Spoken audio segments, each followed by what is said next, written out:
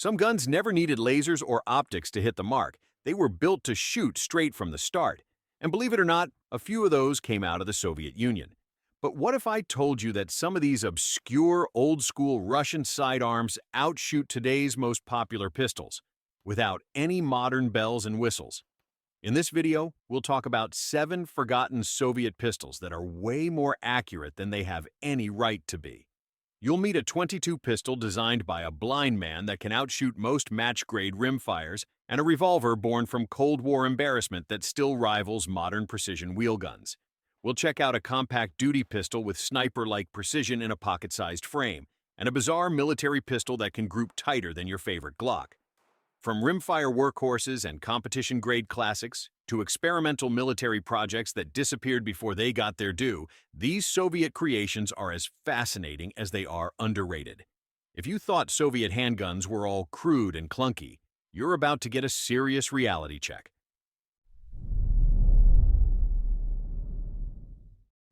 The Margolin MCM traces its origins to a blind weapons designer named Mikhail Margolin, who lost his eyesight in the Russian Civil War and never allowed that to derail his passion for firearms.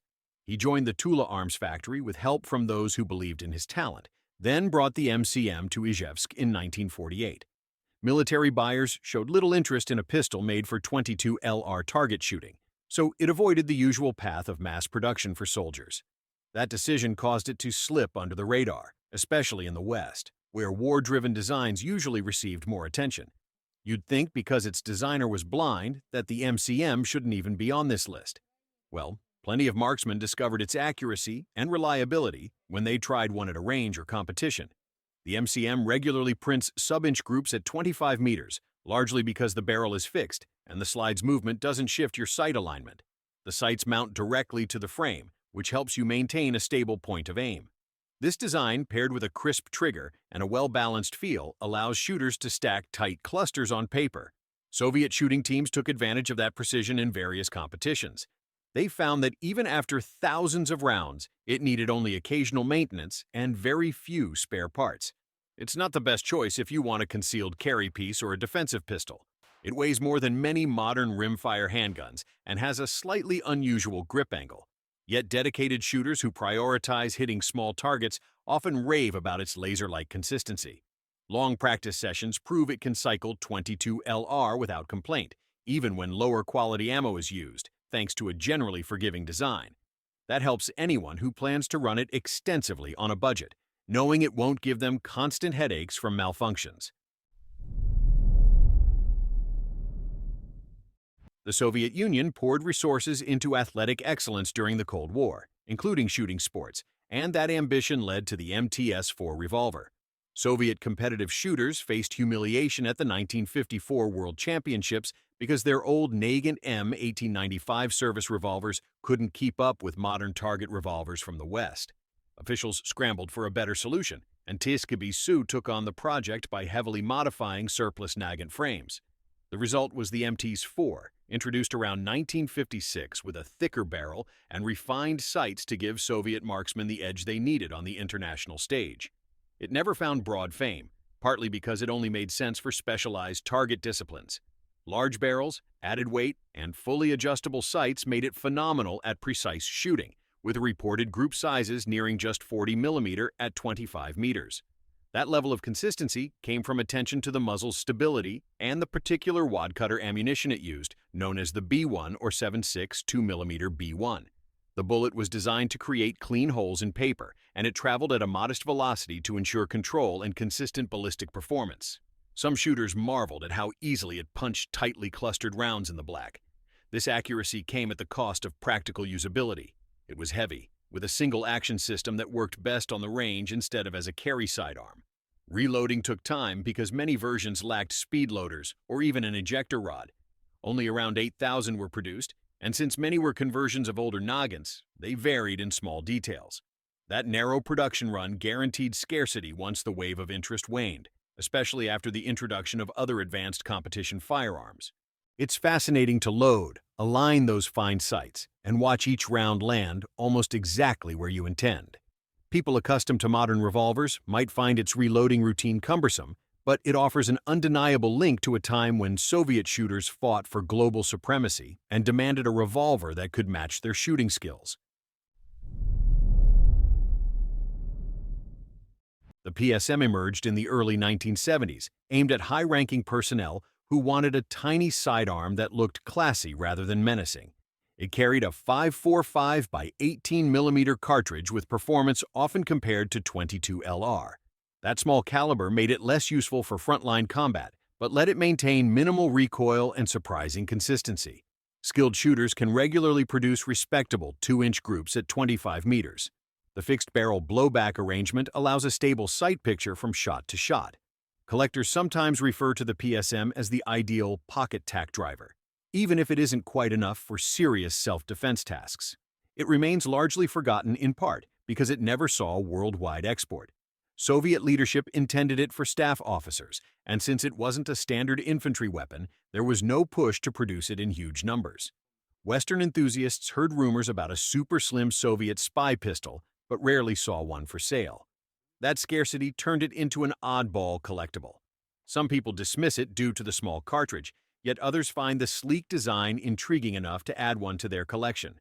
Reloading is straightforward, but there's no last-round hold-open or slide release. The pistol's shape, though, makes it easy to slip into a waistband or jacket. In actual use, it's an ergonomic dream for those who like a low-profile handle that points naturally. The blowback action is generally reliable, though certain ammunition types might cause occasional hiccups if the bullet isn't dimensioned properly for the chamber. Those who do get one often remark that it never fails to spark conversation at the range. Securing a PSM typically involves stumbling upon a private sale or discovering an estate collection that includes Soviet rarities. U.S. government regulations block straightforward imports, so buyers have to navigate legal channels, which might mean calling up specialized importers or forging connections with international sellers who sometimes have leftover stock.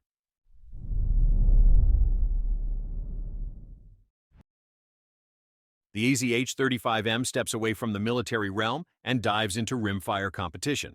Shooters who test one tend to comment on the pistol's immediate sense of balance. It sports a fixed barrel, a heavier front end to reduce muzzle flip, and a trigger that breaks around 3 pounds. Those factors combine to form a pattern of accuracy where groups often overlap at 25 yards. Competitors enjoy how the sights barely shift between shots, leading to consistent follow-up aim. It may lack the glamorous finish found on high-end European target guns, but functionally it shares their ability to score bullseyes. The design is robust, magazines feel sturdier than typical .22 units, and the steel frame shrugs off scuffs or dings. Reliability remains another strong suit, with shooters noticing it cycles well with a variety of .22 LR ammo. Some owners talk about running thousands of rounds without major malfunctions, beyond the occasional dud cartridge. The pistol's weight tames recoil so thoroughly that you can focus on form and trigger control rather than combating muzzle whip. Nobody buys the IZH-35M for its aesthetics. The black oxide over bead-blasted steel can look coarse, but that industrial vibe is part of its identity. It also has a grip safety mandated by certain import rules, although it rarely interferes with normal use. Disassembly might be a bit more fiddly compared to more modern .22 pistols, and factory spare parts can be elusive. Gun folks who prefer easy swap aftermarket parts or slick marketing brochures won't find them here. Even so, there's an underground admiration for what this pistol can achieve on the firing line. It is no longer imported in significant quantities, so those sold in the past remain the main supply. A few end up on used gun racks, sometimes mislabeled or overshadowed by big brand alternatives.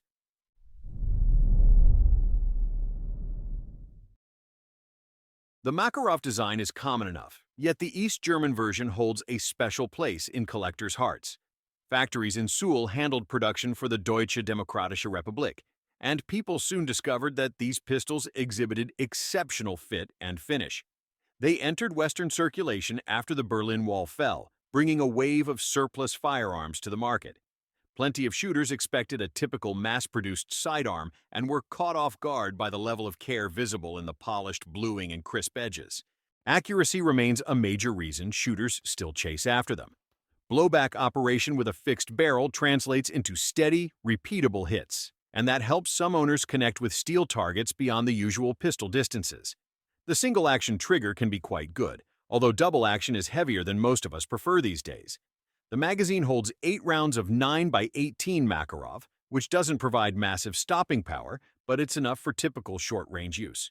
Reliability was always a priority, so it feeds standard loads consistently.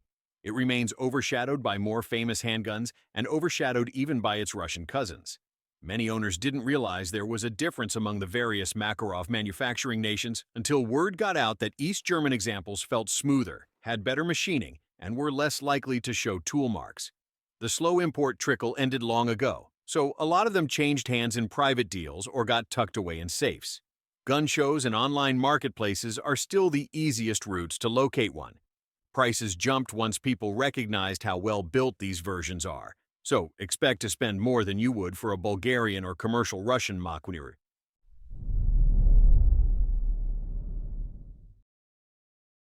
Igor Stechkin's APS started life around 1948 as a personal defense weapon for tank crews, aircraft personnel, and others who needed more capacity than a standard sidearm. Military brass approved it in 1951, but it didn't stay in mainstream service long. It turned out to be larger and heavier than most people wanted in a holster, so it got shelved by the late 1950s. That near decade of official use wasn't enough to keep it from fading in the broader firearms scene. Accuracy sets it apart. It has a fixed barrel and an internal rate reducer that tames muzzle climb in short bursts.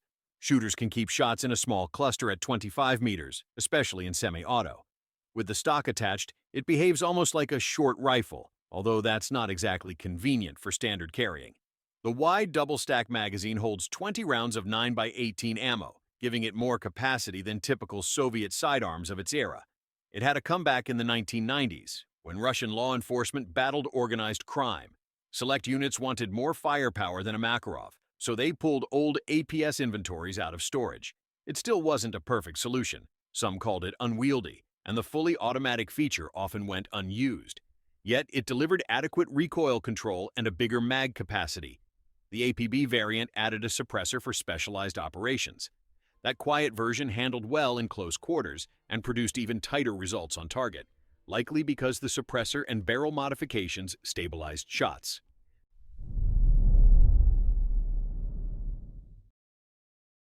The GSH-18 emerges from post-Soviet Russia, designed by the Gryazev-Shipunov Bureau, known for creating powerful aircraft guns. Their pistol aimed to handle hot 9x19 ammo, especially the high-pressure 7N31 variant. A rotating barrel with a reinforced locking system gave it the capacity to channel that energy into accurate shots. Military tests revealed it could group close to 1.5 inches at 25 meters, provided the example was assembled with care. The low-bore axis also aided follow-up shots because muzzle flip stayed moderate. Despite that promise, it never reached broad acceptance among Russian forces. Some units adopted it, but issues with production quality and an odd grip geometry led to lukewarm enthusiasm.